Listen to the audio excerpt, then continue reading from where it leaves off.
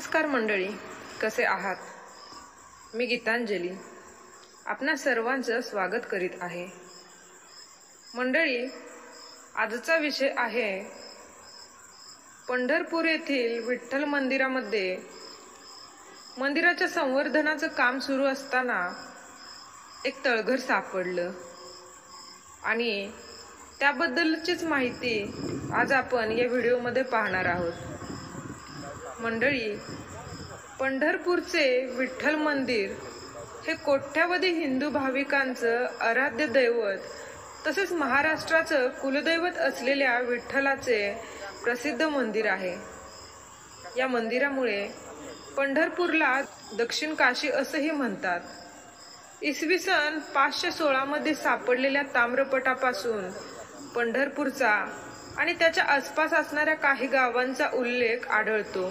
त्याचबरोबर देवळाचा लहान माडू असाही उल्लेख नंतरच्या काही शिलालेखांमध्ये आपल्याला पाहायला मिळतो। विशेषतः 12व्या शतकात सापडलेल्या 84वा लेख हा शिलालेख सध्याच्या मंदिराबाहेर उत्तरेकडच्या भिंतीवरही लावण्यात आला आहे। आधीच्या देवळानंतर 84 वर्षांनी या देवळाचा जीर्णोद्धार झाला आहे असे समजून 84 लक्ष योनीतून मुक्ती मिळवण्यासाठी भाविक त्याला पाठ घासून मगच देवळात प्रवेश करतात। त्यामुळे हा शिलालेख झिजल्याने त्याला आता तारेचं कुंपण बसवलं आहे। मंडळी, पंढरपूर येथील श्री विठ्ठल मंदिरामध्ये एक तळघर आढळून आलं आहे।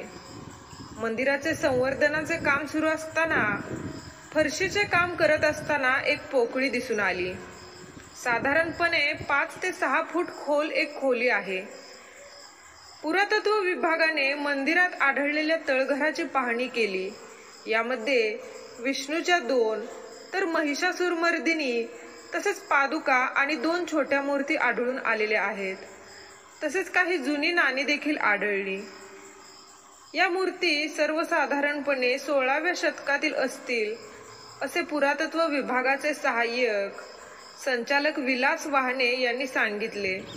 मात्र याबाबत संशोधन केल्यानंतर आपल्याला अधिक माहिती मिळेल। हे तळघर साधारणतः 5 फूट असून त्याची उंची साधारणपणे 6 फूट आहे। तर मंडळी, आजचा व्हिडिओ आपल्याला कसा वाटला हे मला अवश्य आपल्या कमेंट्स मधून कळवा। धन्यवाद।